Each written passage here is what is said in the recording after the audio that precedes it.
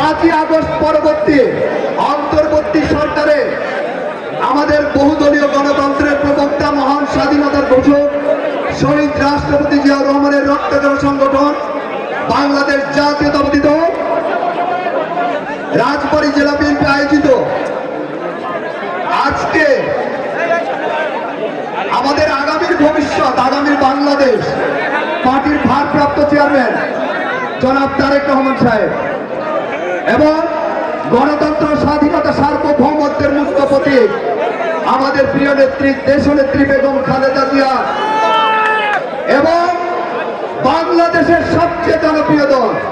বাংলাদেশের সর্ববৃহৎ দল বিএনপি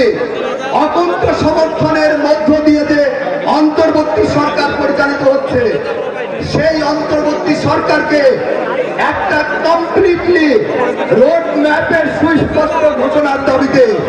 আজকের এই জনসভার প্রিয় নেতৃবৃন্দ,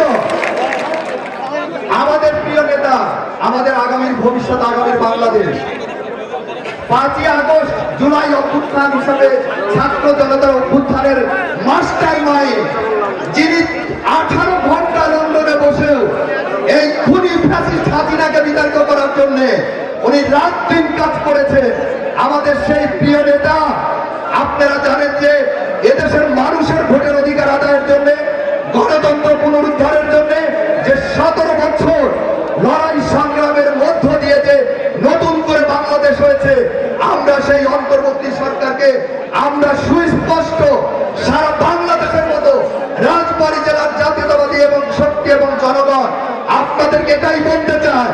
আপনারা কোন চক্রান্ত ষড়যন্ত্রের ভিতরে আপনারা পা দিয়েন না।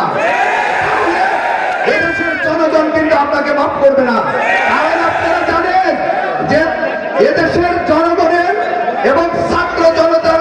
রক্তপাতের মধ্য দিয়ে আমাদের যে স্বাধীনতা পেয়েছি, সেই স্বাধীনতা পরিপূর্ণ হবে যখন আপনারা একটা ফ্রি, ফেয়ার এন্ড ক্রেডিবল ইলেকশনের মধ্য দিয়ে জনগণের নির্বাচিত সরকারের হাতে ক্ষমতা দিবেন। এবং আমরা মনে করি যদি free, fair and credible election বাংলাদেশে অনুষ্ঠিত হয়, সেই নির্বাচনে বাংলাদেশের সবচেয়ে জনপ্রিয় দল, বাংলাদেশের সবচেয়ে সর্ববৃহৎ দল বিএনপি জনগণের ভোটে আবার রাষ্ট্র ক্ষমতা যাবে ইনশাআল্লাহ। সেই প্রত্যয় ব্যক্ত করে সবাইকে ধন্যবাদ জানিয়ে শেষ করছি। কালুখালী টুডে, শিকড়ের টানে মাতৃভূমির প্রাণে।